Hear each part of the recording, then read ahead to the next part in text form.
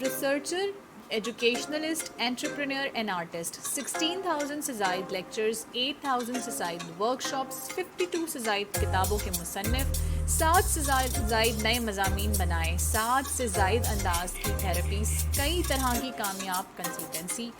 یہ تعارف ہے فادر آف ٹائم ٹپالوجی صغیر احمد صاحب کا۔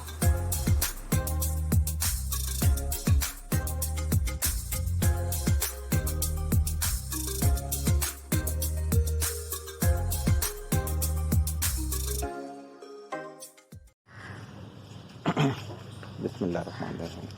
ابتدا کی اللہ تعالیٰ کے نام سے جو تنہا عبادت کے لائق ہے۔ آپ اور میں اس چیز کی گواہی دیتے ہیں کہ محمد صلی اللہ علیہ وسلم اس کے آخری نبی اور رسول ہیں۔ آپ اور میں اس چیز پہ بھی کمیٹڈ ہیں کہ علم کا ماخذ قرآن مجید اور اس تک پہنچنے کا رستہ میرے نبی کی سنت۔ کل کافی سارے لوگوں نے ایک بات بولی، جب بہت سارے لوگ کوئی بات بولے تو اس کو غور و فکر ضرور کرنا چاہیے۔ انہوں نے کہا کہ آپ آج کل غصہ زیادہ کر رہے ہیں۔ میں نے کہا کہ آپ مینشن کروائیں، میں انشاءاللہ تعالیٰ اسے کریکٹ کرنے کی کوشش کروں گا۔ اب جو چیزیں انہوں نے مینشن کروائیں تو میں نے پھر ان کو وہ چیز بتائی کہ شریعت میں یہاں پر جن چیزوں پہ میں نے غصہ کیا تھا ان پہ غصہ کرنا عبادت ہے اور نہ کرنا گناہ ہے۔ کہتے ہیں شریعت میں غصہ ہے، ان کا بالکل ہے۔ اگر آپ کے سامنے آپ کا سٹاف، آپ کا بچہ یا کوئی بھی ایسی غیر شرعی حرکت کرتا ہے کہ جس پر پنش بنتی ہے تو اس کو تو پنش بھی بنتی ہے۔ تو انہوں نے کہا ہمیں یہ چیز نہیں معلوم تھی۔ تو دیکھیں بات وہی چیز آ گئی کہ ہم نے تربیت سے اپنی زندگی نہیں گزاری تو ہمیں خوشی اور غمی دونوں چیزیں نہیں آتی۔ ہم خوشی میں بھی غیر شرعی کام کر رہے ہوتے ہیں اور ہم غم میں بھی غیر شرعی کام کر رہے ہوتے ہیں، اور ہم یہ سمجھ رہے ہوتے ہیں کہ ہم تو بہت زیادہ دین پہ چلنے والے ہیں۔ لہٰذا ہر طرح کی یعنی ہمیشہ کی طرح آج بھی میں یہی کہوں گا کہ جتنا جلدی ہو سکتا ہے کسی علم والے مینٹور سے اپنے آپ کو جوڑ لیں تاکہ آپ کی خوشی، غمی، اٹھنا بیٹھنا، کھانا پینا، نہانا دھونا تمام کا تمام جو ہے وہ شریعت کے مطابق ہو جائے۔ اور اگر وہ شریعت کے مطابق ہوگا تو آپ بھی سکون والی زندگی گزار رہے ہوں گے اور آپ کے ارد گرد والے بھی سکون والی زندگی گزار رہے ہوں گے۔ اب آ جاتے ہیں آج کی ہم گولڈن بات کی طرف۔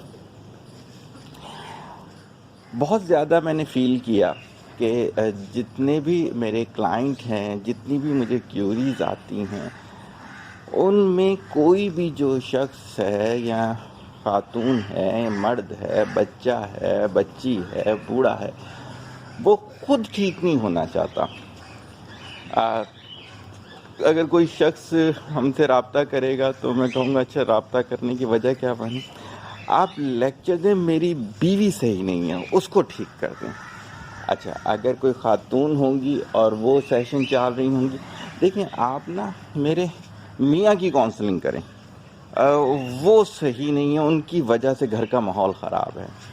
اچھا کیا ہوگا؟ دونوں اگر آتے ہیں آپ ایسا کریں ہمارے نا بچوں کی کاؤنسلنگ کریں۔ ابھی پچھلے دنوں ہمارے کوآرڈینیٹر کے پاس کوئی وہ آیا، کیوری آئی، تو انہوں نے کہا جی بچوں کے وہ کوئی لیکچر کروانے ہیں۔ تو انہوں نے کہا نہیں، سب سے پہلے تو آپ کو فیملی کاؤنسلنگ میں انرول ہونا ہوگا تاکہ آپ لوگوں کو پتہ ہو کہ یہ چیزیں کیا ہیں۔ نہیں ہمارے پاس تو ٹائم ہی نہیں ہوتا، ہم کیسے لے سکتے ہیں یہ سیشن؟ آپ بچوں کو سیشن دے دیں۔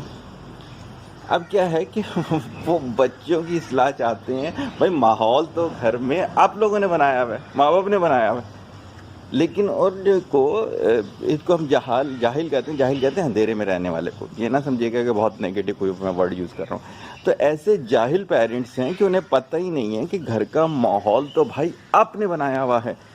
اگر ہم بچے کی تربیت کر دیں اور وہ بولیں کہ گھر میں برتھ ڈے پارٹی نہیں ہوگی اور آپ جو ہیں وہ جہالت کی زندگی گزارتے ہیں، بولے یہ کیا بکواس کر رہے ہو تم۔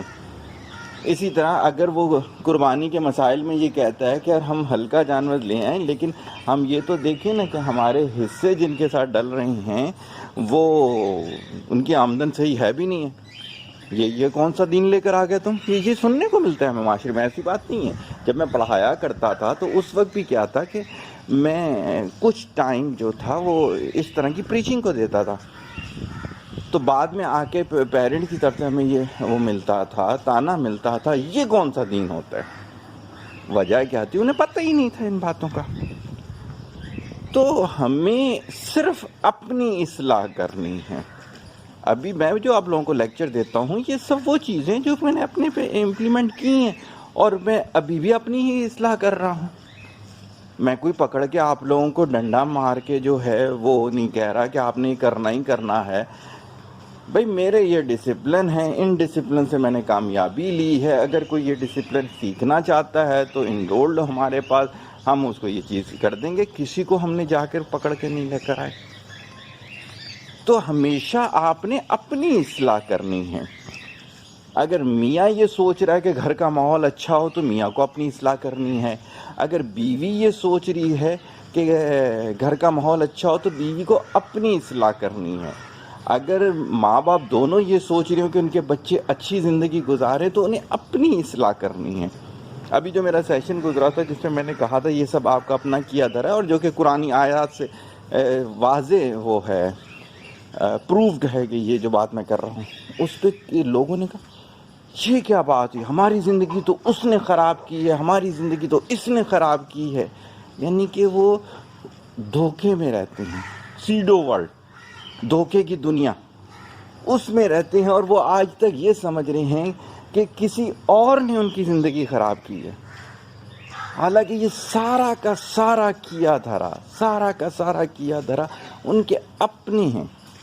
اچھا انہوں نے میرے سے یہ کہا کہ اچھا کوئی شخص ہمیں دھوکہ دیتا ہے تو اس میں ہمارا کیا ہے؟ میں نے کہا آپ کو اس کے بارے میں پہلے علم لینا تھا.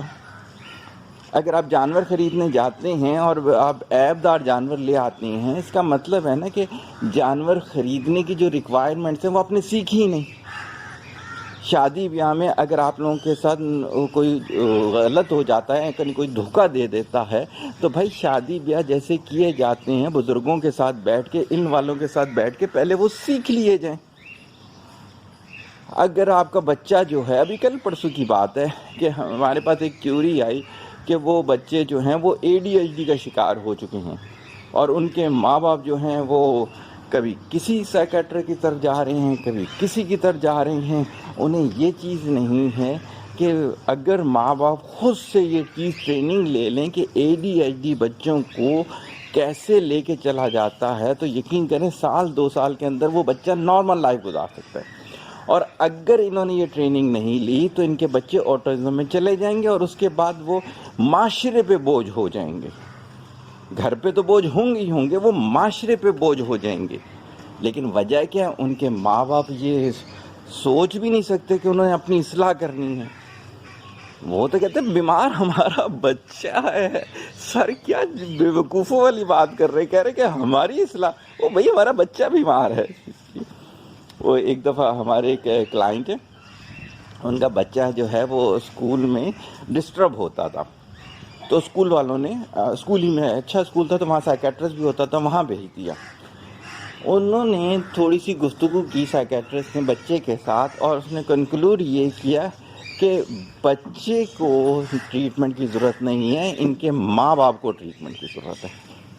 اور یہ میں خود حلفیہ کہہ رہا ہوں کہ ہر وہ شخص جو یہ چاہتا ہے میرے پاس انرول ہوتے وقت کہ وہ دوسرے کی اصلاح کرے، وہ کبھی کامیاب نہیں ہو سکتا. ہاں میرے پاس جو آئے، جو ہمارے پاس انرولڈ ہو، وہ جب تک یہ نہیں سوچے گا نا کہ اس نے اپنی اصلاح کروانی ہے، جب اس کی اصلاح ہوگی تو اس کے ساتھ جڑے ہوا سب کی اصلاح ہو جائے گی. ہم نے ہماری ٹیم ممبرس وغیرہ جن میں جو تبدیلیاں آتی ہیں وہ اسی وجہ سے آتی ہیں. اور اسی طرح سے اگر ہم کسی برے کے ساتھ جڑ جاتے ہیں تو ہم ویسے ہی ہو جاتے ہیں. میرا خیال سے میں اپنی بات پہنچانے میں کامیاب ہو گیا. سوچئے گا اس کو، بجائے اس کے کہ آپ اور آپ کے بچے معاشرے پر بوجھ بنے. ہونا یہ چاہیے کہ کارآمد ٹول بننا چاہیے انہیں معاشرے کا، اس دنیا کے لیے بھی اس دنیا کے لیے بھی. دعا میں یاد رکھیں، طالب دعا محتاج دعا. السلام علیکم.